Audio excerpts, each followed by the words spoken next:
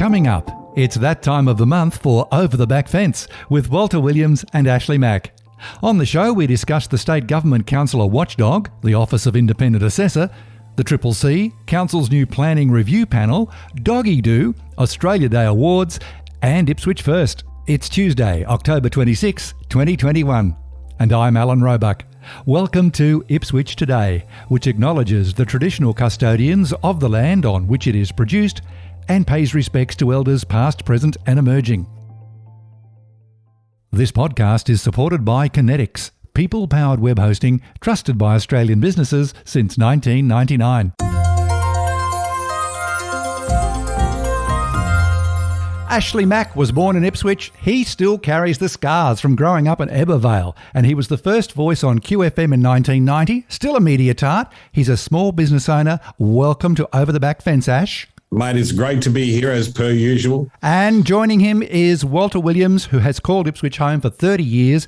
You've heard his voice as a leading voiceover talent in Australia, and he was previously on QFM, Star FM and River. Welcome, Walter Williams. Hello, world. He's been through more stations than the Sunlander. Yes, indeed. That's an oldie but a goodie. Thank you very much. Well, let's get serious. And there's a stack of things to talk about over this past month, and I think we'll start at the pointy end with the Office of Independent Assessor.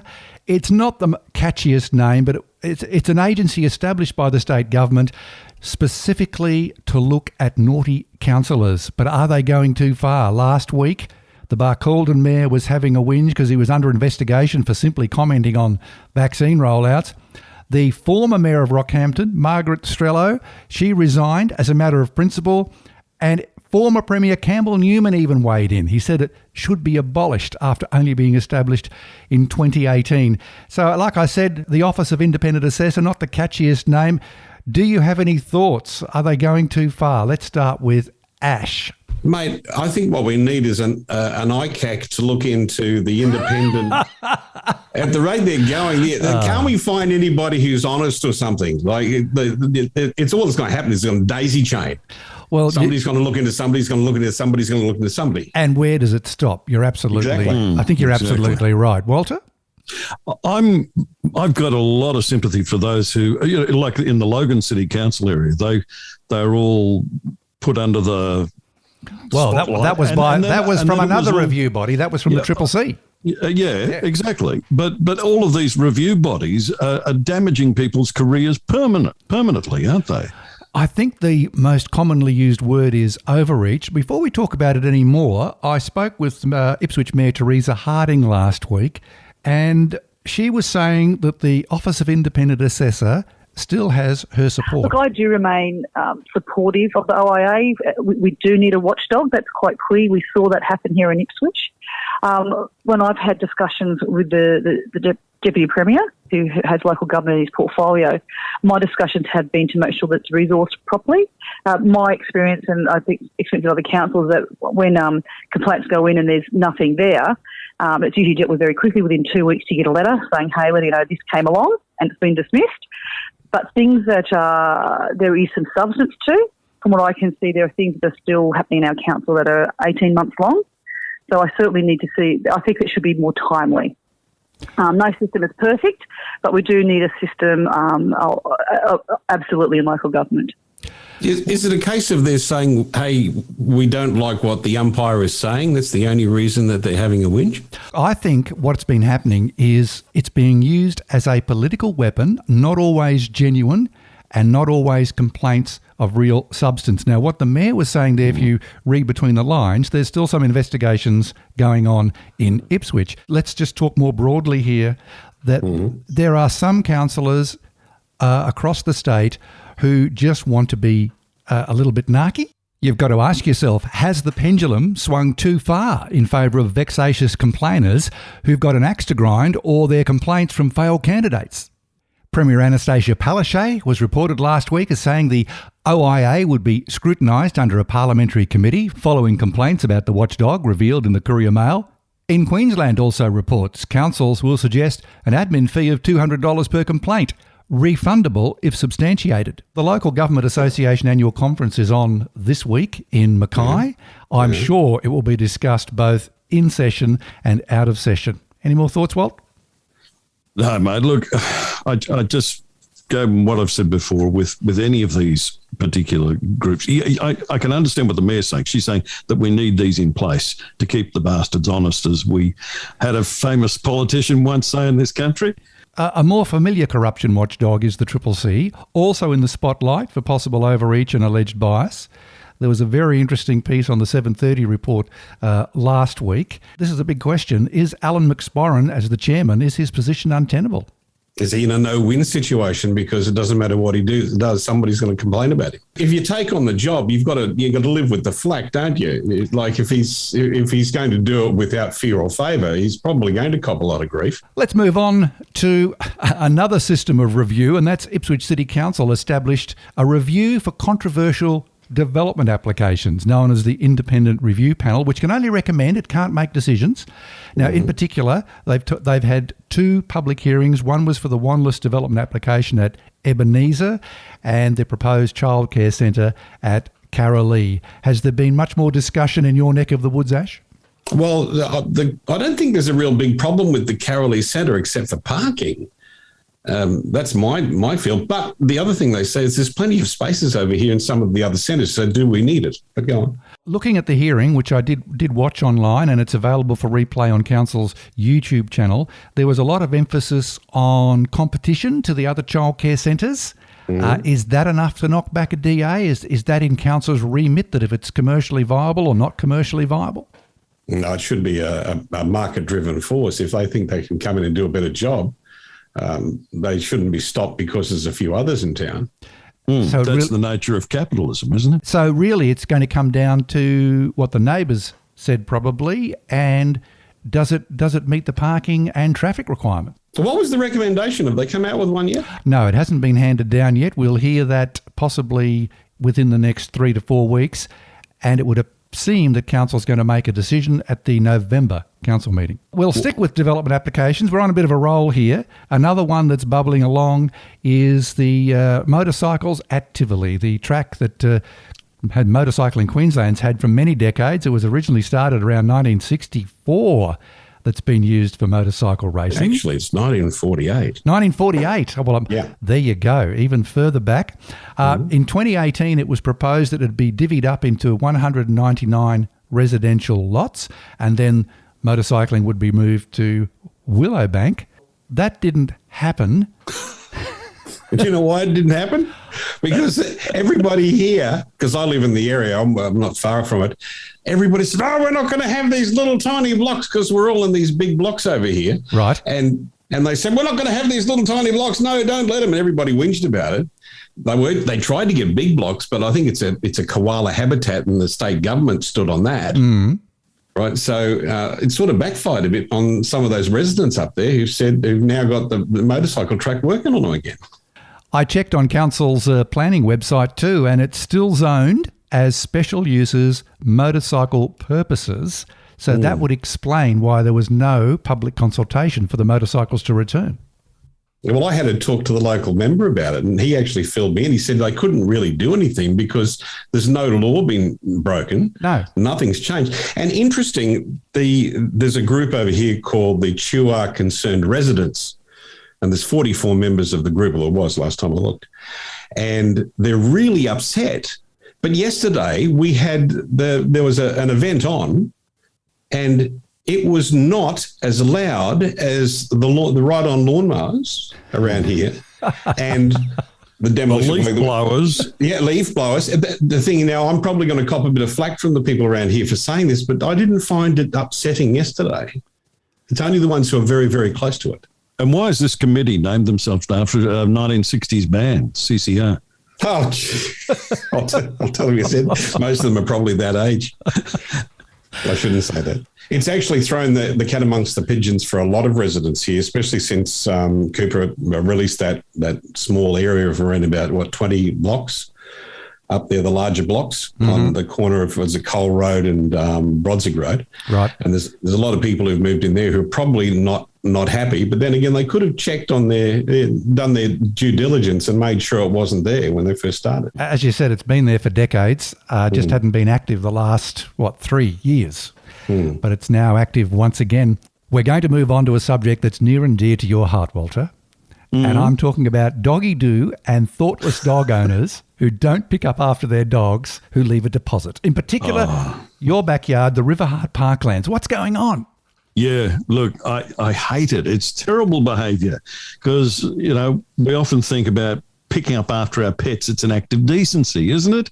You would think so. Either of you dog owners? Yep. Yes, understand where you're coming from, right. yes. But anyway, what's happening along the river in Ipswich now is we did have a doggy-do bin with little green bags and no reference to the George Baker selection there, and it's been removed.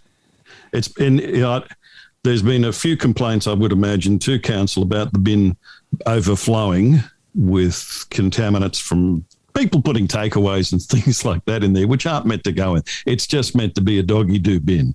If they'd just kept it as that, if they'd labelled it as that, maybe they wouldn't have had this issue in the first place. You might have answered your own question there, Walter, with the bin overflowing. That's why it's gone.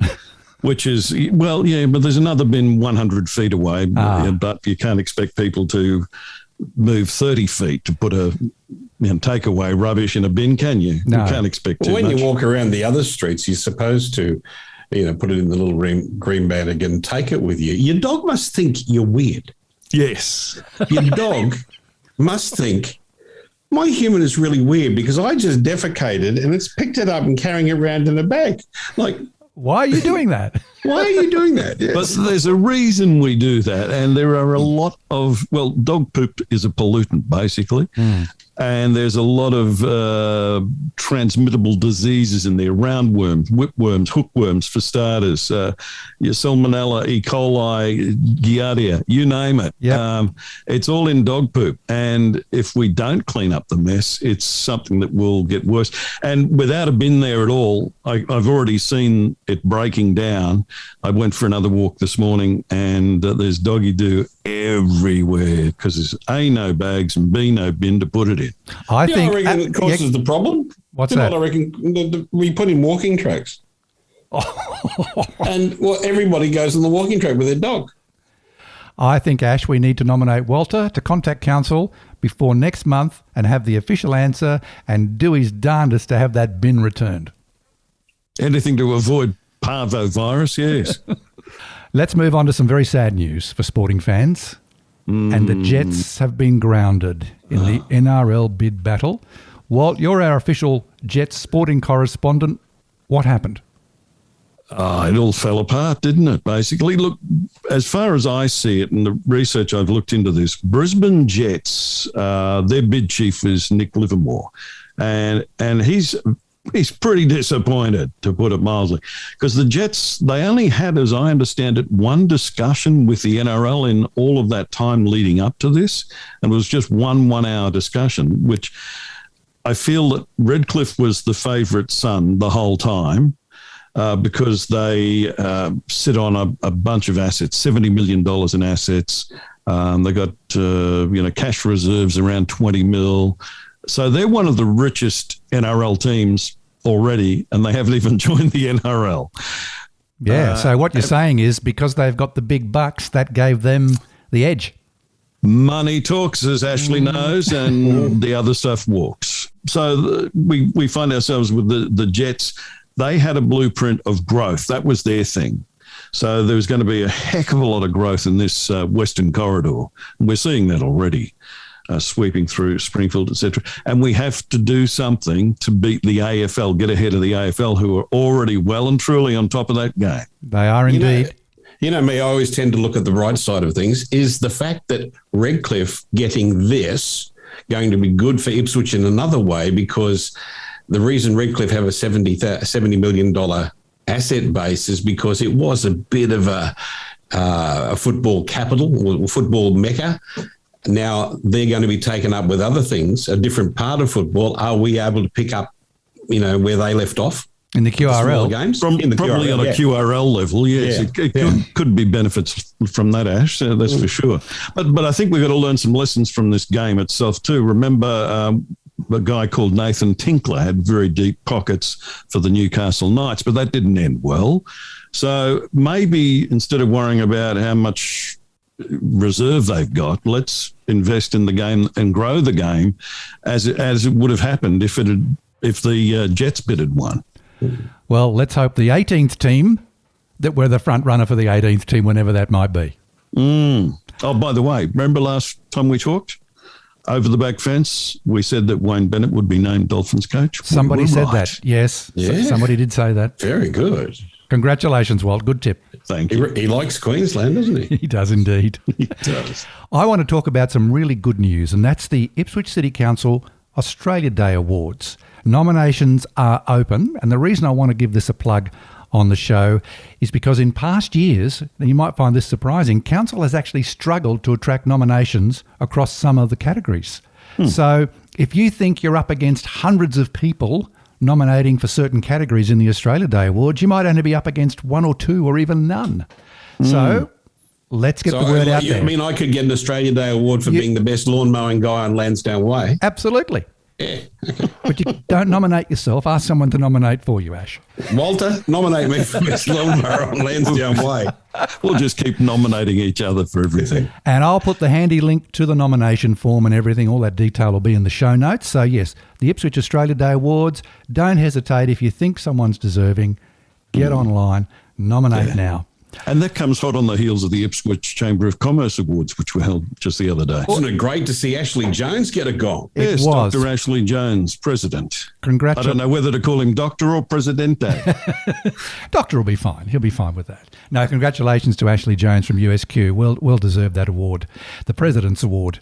Sticking with Ipswich City Council, Ipswich First was established about, 3 years ago, 4 years ago? I've lost track of time now. It's recently been rebranded as Great Stories from Ipswich City Council. Bit of a change of direction for the council-owned website. Have you noticed this? That's a mouthful, isn't it? Was that a transparency thing? Yes and no. Originally, the charter was to have a good spread of local news, not just council news. But I felt that ideal was a bit doomed from the start because it is a council-owned news site. Council staff are creating it, so it would never, ever be truly independent. Politics won't allow it. And Did you used to write for it in the interests of transparency, Alan? I did, but I was just a writer. I wasn't running the show, as it were, at that point in time. So, look, it comes to pass that it's simply a news site mostly about council, for council, and as a byproduct of that, it's naturally going to feature the mayor and councillors. And there's really nothing wrong with that. It's just another way of getting council's own message out there. Yeah.